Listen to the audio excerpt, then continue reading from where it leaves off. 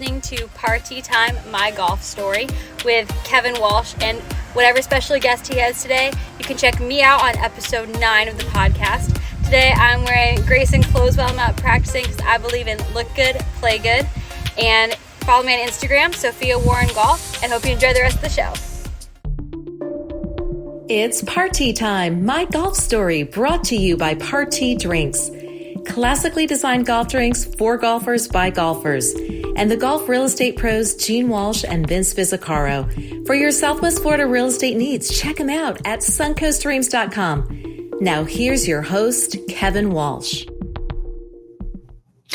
Hey, what's going on? The show is still on the road. We're recording this on Wednesday, May the 7th at 7:30 in the morning from Ledyard, Connecticut, instead of our usual place at Lakewood National Golf Club in Lakewood Ranch, Florida, because I'm visiting my folks in southeastern Connecticut, Ledyard, Pennsylvania. Our guest today is Domenico Geminiani. Dom Geminiani. And God, what an interesting story he is. I'm so glad I've met him. Kevin Curtin, one of my caddy buddies, said, you got to talk to Dom. And then I talked to Dom and I'm like, you got to be a guest on the show. I think you're really going to like him. He has Caribbean roots, Italian heritage. He's chasing the dream, incredible player, 30 plus pro wins, speaks 3 different languages. And he is just a breath of fresh air. Dom Geminiani. Before we go any further, just some housekeeping notes. Thank you to all the subscribers we have. If you haven't subscribed yet, please do so because that matters to the bean counters at all the different listening platforms, YouTube among the biggest. Subscribe, leave some comments on the podcast because that also helps our sponsors. And a big thanks to our sponsors, Party Drinks. If you're looking for a drink alternative on the golf course, you're tired of the routine of the cart girl comes by and you're like, hey, nooners. High noon, try something that really sings to your heart, that tastes a lot better, much better quality ingredients. Try a party for golfers, by golfers. And if you're in the golf industry and you're like, well, we don't have that, but we want to get that here. How do we get it?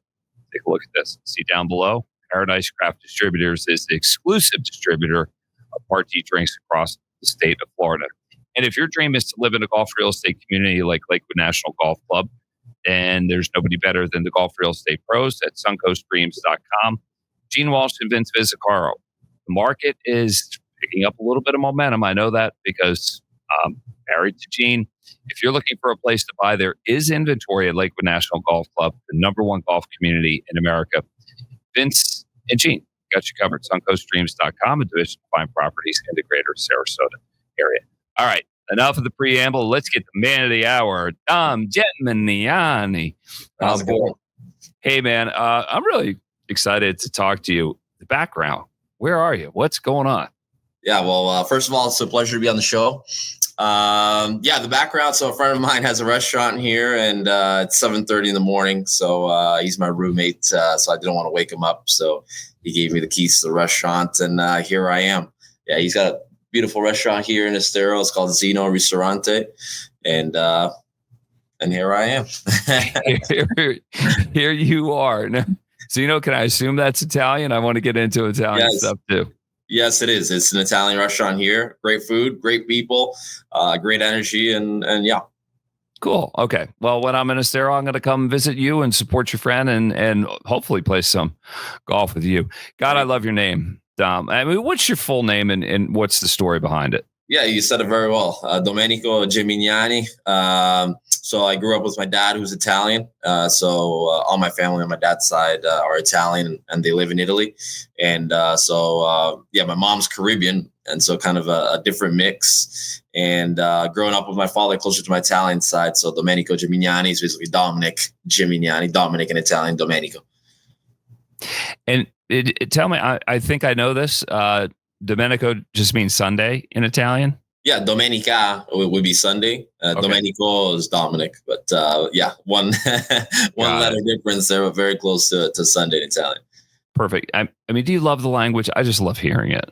Yeah, Italian. L'italiano è bellissimo, no? Italian is beautiful.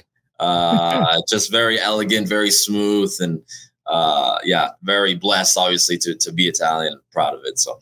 Yeah, that's the thing. Elegant. I love that word. Just in English, or just like when you hear it in Italian. I'll never forget one time. I grew up in Philadelphia.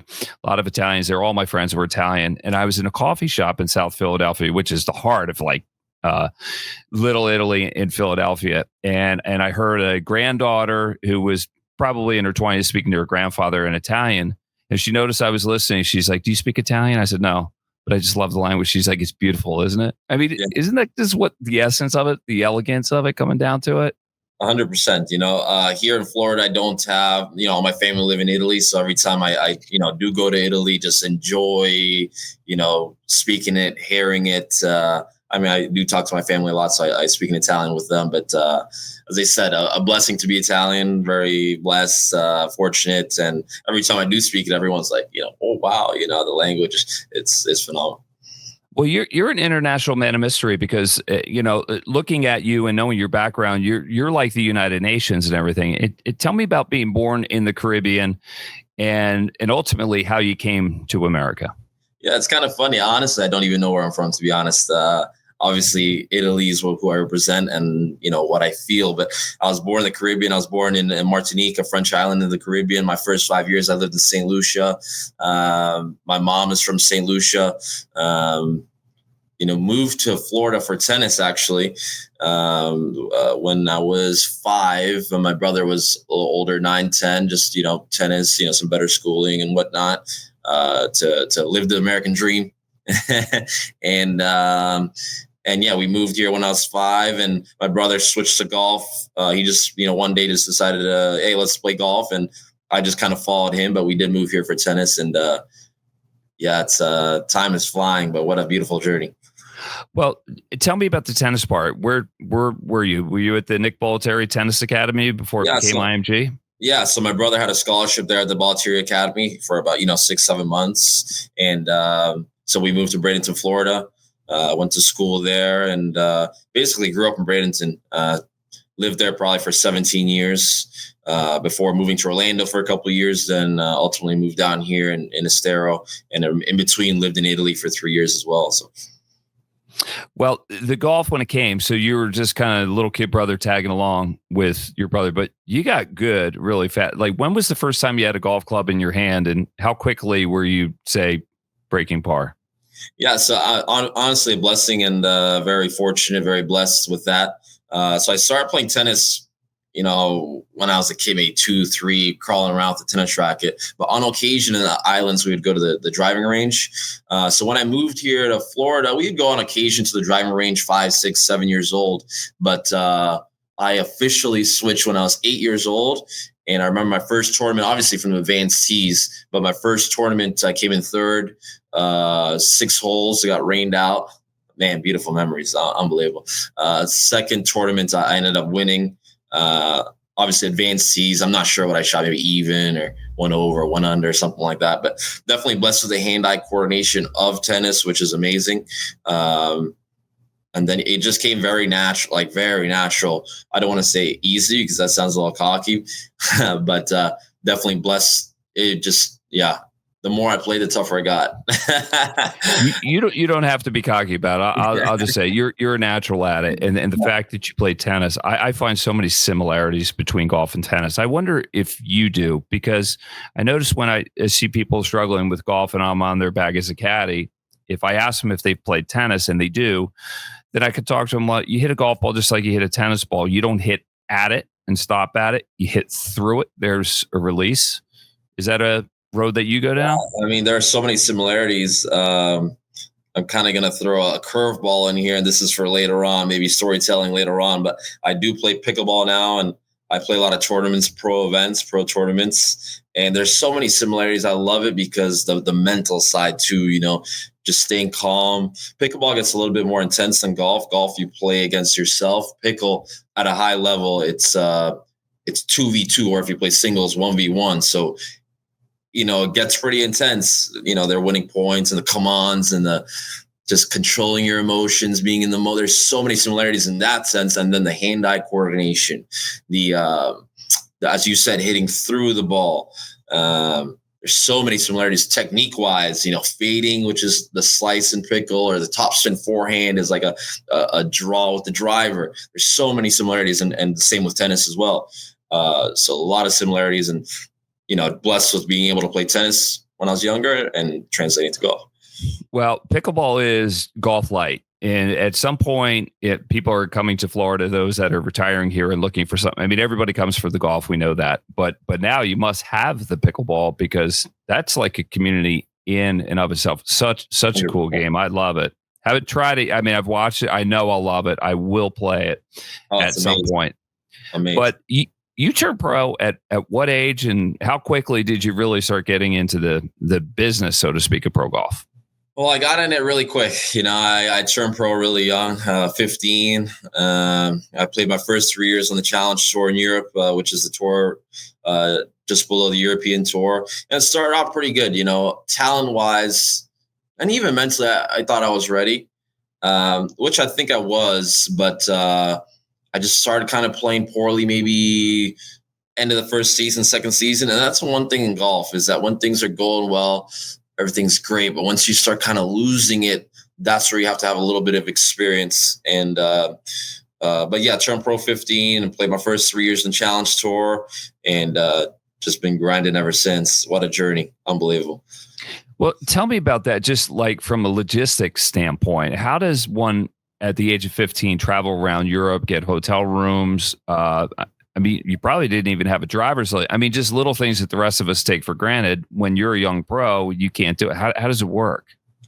Yeah, so tough. Oh my gosh. I remember those days so vividly, because you grow up so fast. The first year I traveled with my dad, which I was 16.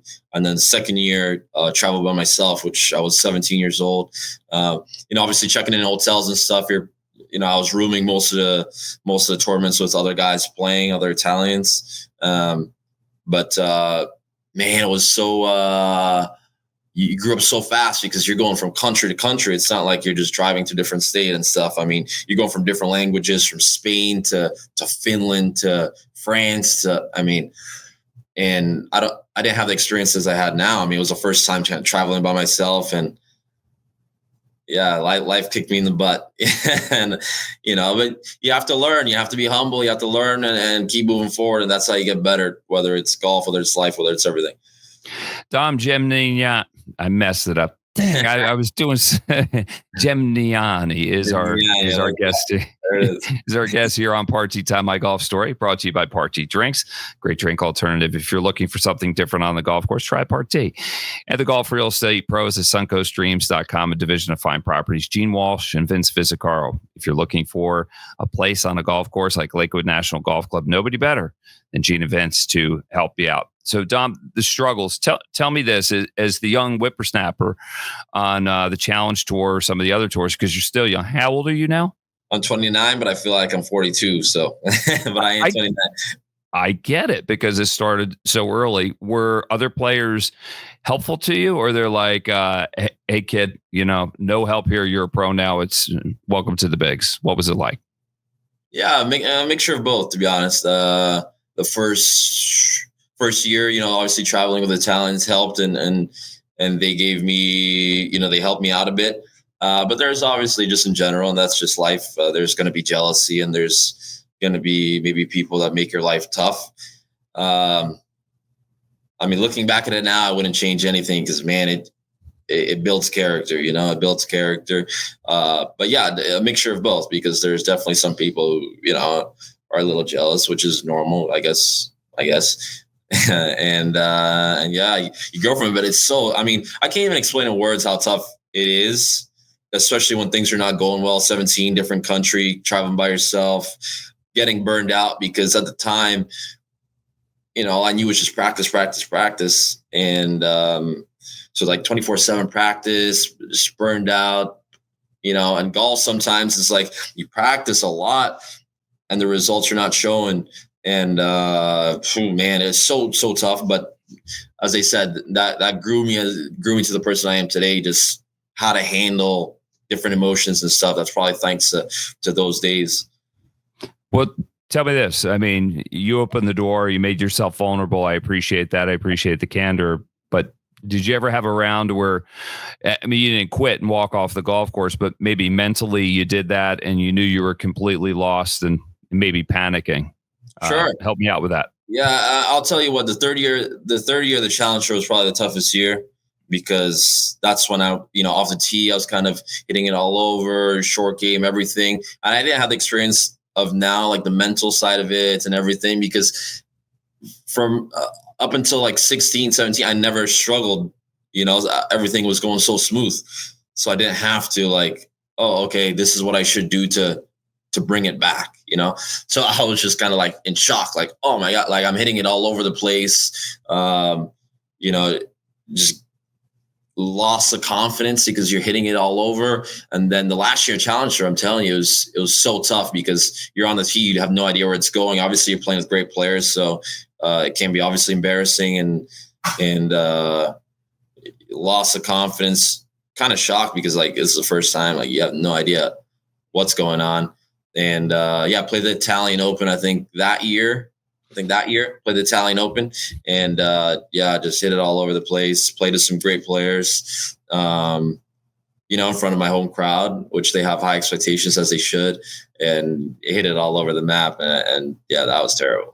Well, I mean, at some point you got to get the plane on the ground in one piece, but you probably feel like you lost a wheel or a wing at some point. What would you do after just like a god awful round like that, where you're embarrassed, you probably hate the game, and you don't know what to do next? How do you get it back? And by the way, did you ever just walk away from the game for a stretch of time where you're like, that's it, I'm done? Well, honestly, I probably needed a party drink, but back in the day, as I said, I didn't know much. I didn't have that experience. I mean, now I would know maybe to, relax a little bit, kind of take a break, maybe quiet the mind a little bit, do something else. But at the time, no, it's just go back to the range and grind more, which probably made it worse because I was kind of burned out. And it's like the more I practiced, the worse I got, because it was just, I didn't really understand. I mean, I understood the mental side of the game, be calm and all that, but I didn't understand when things are not going well, how to just bring it back to just bring it back to even, bring it back to the fundamentals and stuff, just overthinking maybe the whole swing or just in general. So that was just so tough because that's why I play so much pickleball now. A lot of my friends are like, what are you doing? Because I mean, for example, I played a tournament yesterday and the day before. The first, and we'll talk more about it later. But the first round, after my first round got rained out, we finished at 6. Got rained out, and I went to play an indoor pickleball tournament, mini tour. It's called a money ball, from 7:30 to 10:30, and then played my second round a day later. But I do this because why? Because just to keep a balance, because this game will destroy you if you don't have a balance. You'll get so burned out. It's so tough. Yeah, we got to have a release, whether it's playing a different sport, whether it's reading, watching a favorite television program. You got to have more in your life. But so much of our conversation is about golf. You've played in 4 PGA Tour events. Tell me about the hard asses on the first tee at Mayakoba, who they were and what they said or didn't say. Yeah, this is phenomenal times, man. So I went to Mexico, Cancun there. I was 19 years old, and this was after the struggles of Challenge Tour. So, I started to really study the mental game a little more, figure out the mental game a little more. And I went to do the Monday in Mexico and got through. Top 4 got through. I just got 4th place. I think I shot 4 under. I think it was windy.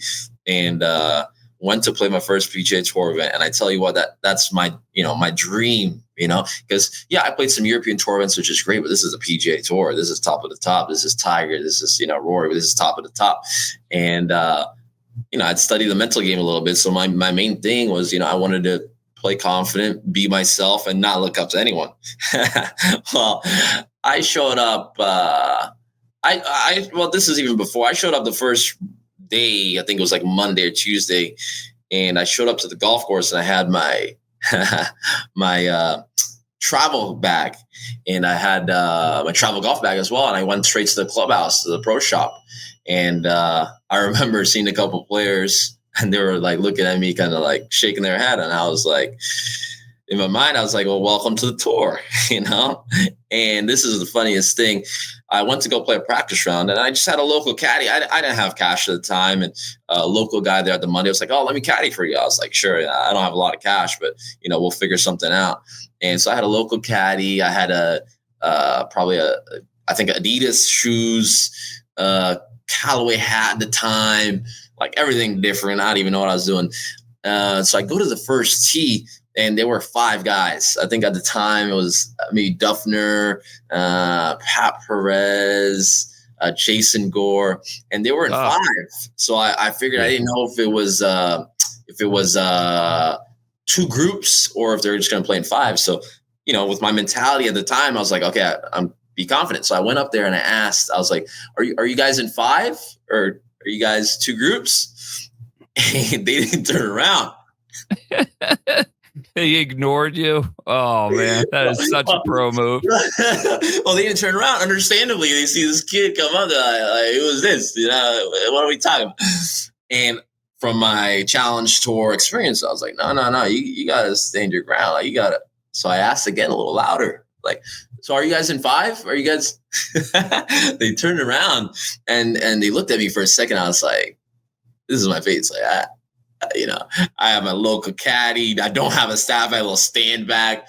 And then they're like, oh, no, we're going to play a 3 and a 2. And I was like, you mind if I join? And I joined, I think, Jason Gore, Pat Perez, and maybe one more, maybe Wheatcroft or something. And they were so nice. It was amazing. Oh, that's cool. Great people, but it was just hilarious. I looked like the Geico commercial, the caveman coming up to the tee. Are we playing for the tips today? You know, but it was unbelievable. Great people, and it was just a funny story from there. That's cool. Hey, what's the lowest round you've ever shot in competition or socially? What's your career low? So lowest in competition I've shot, I think 262s, and then just kind of by myself in practice, I shot a 61.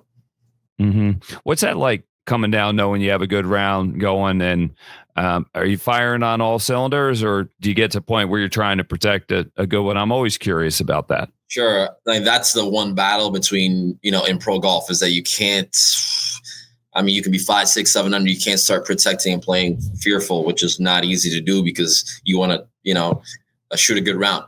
Now, a funny story of the 62, one of the 62s, this was in a West Florida Golf Tour major. It was a 2-day event at Bobby Jones. This was about 10 years ago now, maybe 9 years ago. The first round I played pretty well. I shot 6 under, and I go practice at our house. At the time, we had a putting mat, and so I go hit a few putts at the house. I show up the day later. I'm on the putting green. I go to grab my putter from the bag. It's not there.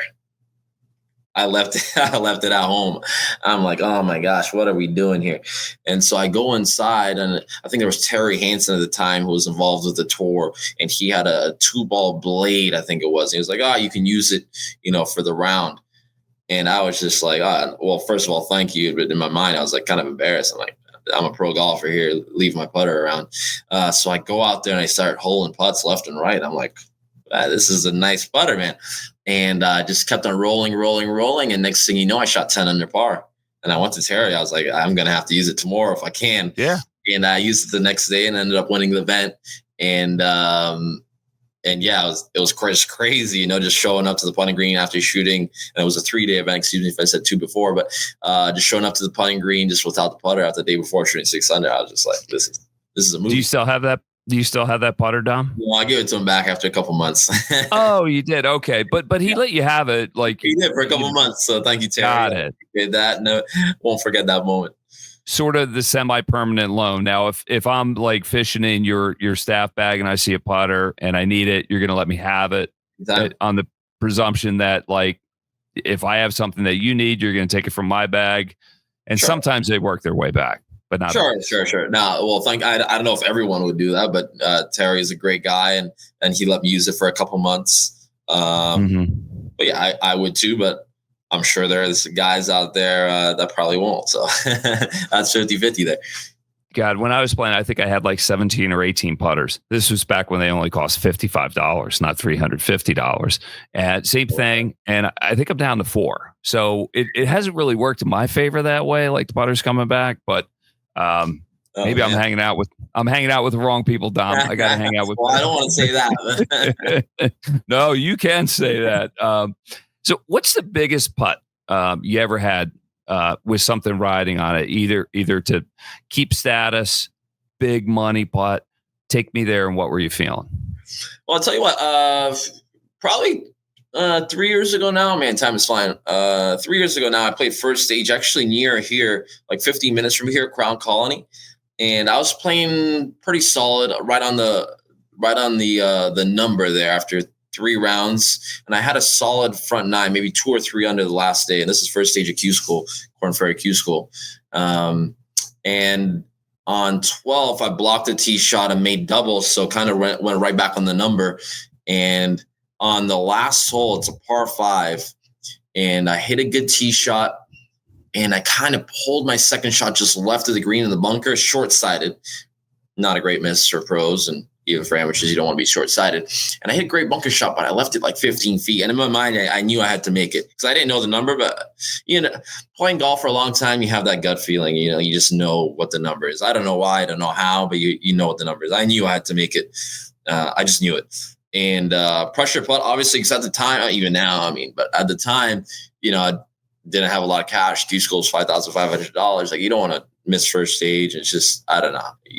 You obviously want to get through the whole thing, but first stage, you don't want to miss that. And so what I felt, I'm probably a little tight, but tried not to overthink it. And I hit a phenomenal putt, and it was breaking in there and just dead center right in the middle. And but still, I don't know if I made it or not. But deep down, I was like, I had to make it. And right after the round, I got through right on the number. So that was really big because, as I said, $5,500 is Q School. It's once a year. The pressure, everything, So that was big, and went to second stage a couple months later. I think that was New Mexico at the time. I got sent to New Mexico. Didn't play well, so right back at it, right back to the grind, right back to step one, right back to the drawing board. But but yeah, that was definitely the biggest putt vividly. Especially recently, but I think in general, just getting through first stage at the time with low money and everything, 15-footer there for birdie on 18. I've had other guys that have caddied for guys going through Q School saying that their player, like finally when they're in or when it's done, they're like, I can breathe now. Like they just played the whole thing where they couldn't breathe. So like on that putt, so you're right on the number, and it's kind of make or break for you. Are you feeling it in your hands? Are your hands trembling? That's kind of what I want to know. Yeah. The experience, as I said, the challenges and everything, experience through the challenge tour and just handling the motions and the pressure and everything, that's helped me out so much, over the last 5-6 years. So I know how to handle all that, but 100% when there's pressure, your blood feels hot. Definitely you're trembling a little bit. You're overthinking a little bit. Your balance is a little off, a little trembling. And obviously with the experience, I know how to calm myself down now, but you're going to get that a lot in pro golf where, the blood's hot, you're trembling, you short breath a little bit, and your balance is probably a little off. But that's part of the game. That's, right. I see so many young guys now. I say young, I guess I'm kind of young, but I view them as young. They're only working on their technique. And I'm like that, which is important.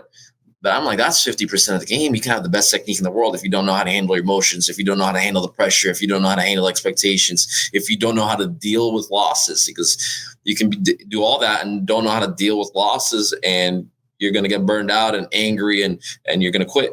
There's so many small things in pro golf. A lot of people don't understand. It is absolutely grueling, but you have to master so many different assets. It's not just hitting the ball good. It's not just having good technique. It's just so much more than that. So you're still actively chasing it. I know you've turned to tee changes to have the steady income that anyone at your age would need at the time at Old Corkscrew in Estero. First of all, tell me about the teaching, what it does for you aside from the financial side of it, just like what it might do to your golfing heart. And how long are you going to play the Monday qualifiers, the mini tours, whatever they are? Yeah, so teaching's been phenomenal for me because, as you said, steady income and whatnot, but more importantly, just growing the game. I love helping people in general, but especially the juniors. I have a kid who's 6 years old, and it just reminds me of when I was younger. It's a full circle moment. It's amazing. So that's been amazing. I've been doing that. I've been an assistant for a couple of years, so just changed to full-time teaching in January. So just helping grow the game. At the end of the day, the one thing that you do learn about golf is that it's not all about you. That's the one thing that I've learned throughout the years. As much as you want to win and be on whatever Golf Channel, whatever, it's not about you. It's about growing the game. It's about being humble, and it's about helping people out.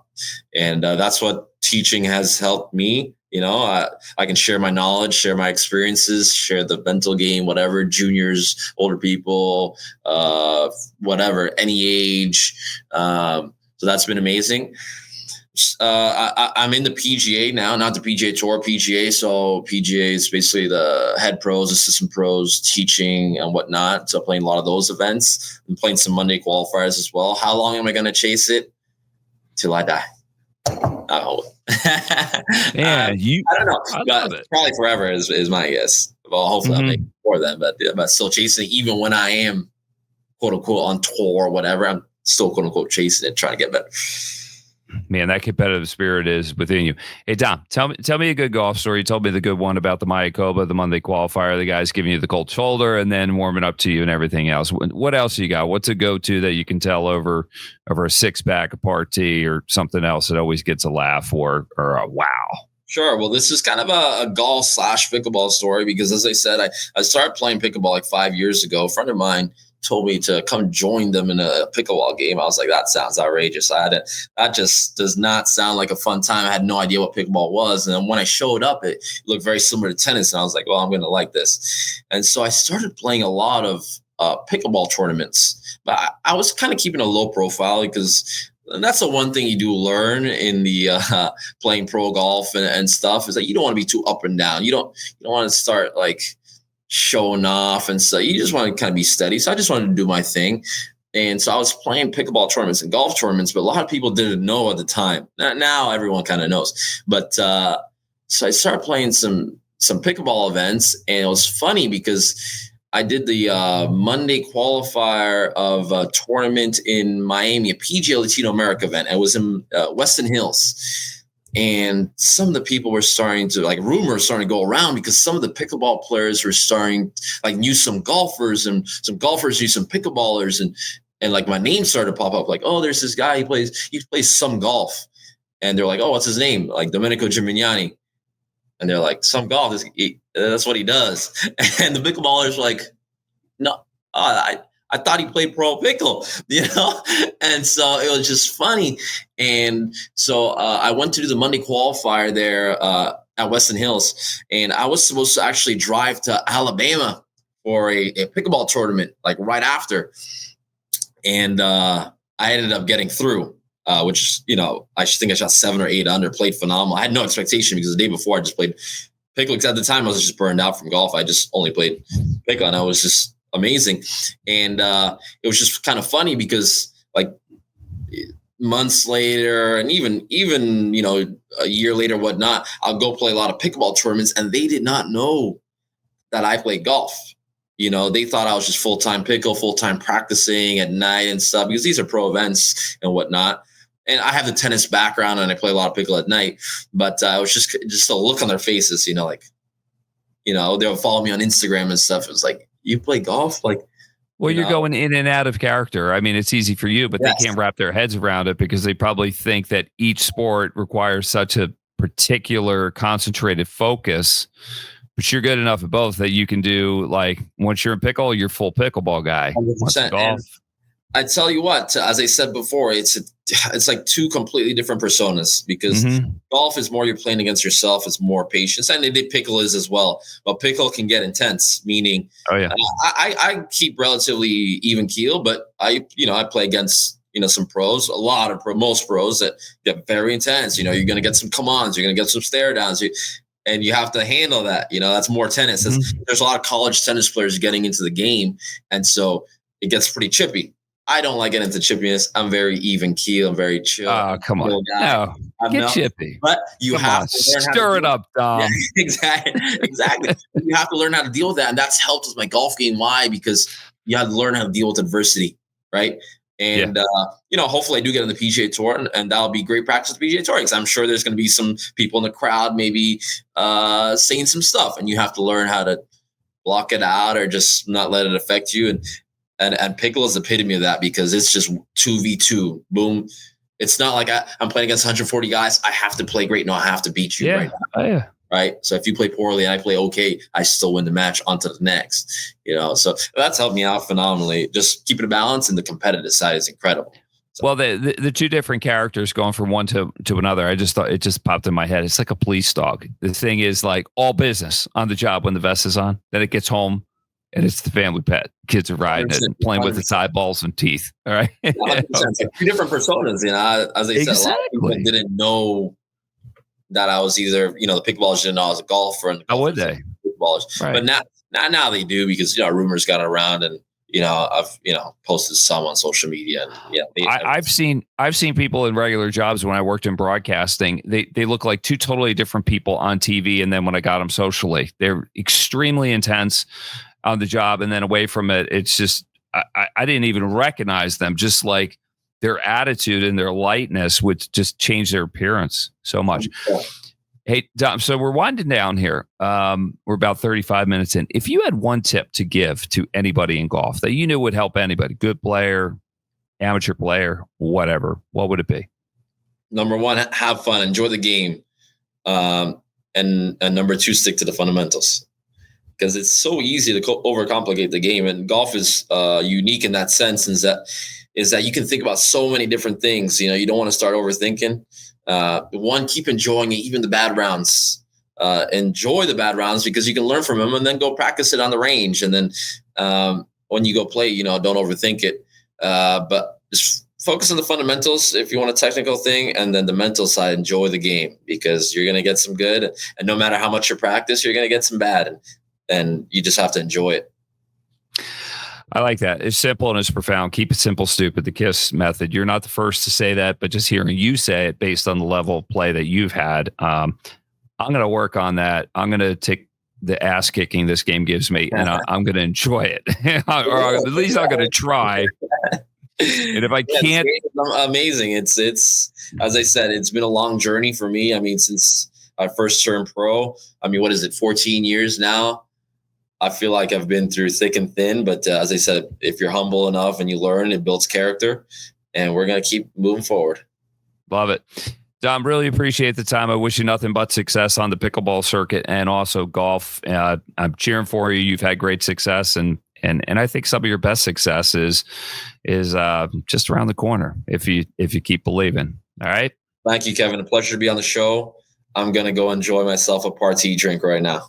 Okay, very good. On that behalf, big thanks to Party Drinks. If you're looking for a drink alternative on the golf course, try a Party. Paradise Craft Distributors is an exclusive distributor of Party across the state of Florida. So if you don't have it at your golf course, get in touch with Paradise Craft. And a big thanks to the Golf Real Estate Pros of Gene Walsh and Vince Visicaro.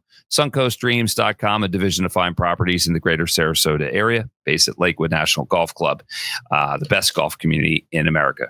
For Dom Geminiani, I'm Kevin Walsh. We'll see you again next time on Party Time, My Golf Story. You've been listening to It's Party Time, My Golf Story, brought to you by Party Drinks. Classically designed golf drinks for golfers by golfers, and the Golf Real Estate Pros Gene Walsh and Vince Visicaro. For your Southwest Florida real estate needs, check them out at suncoastdreams.com or call 941-220-4000.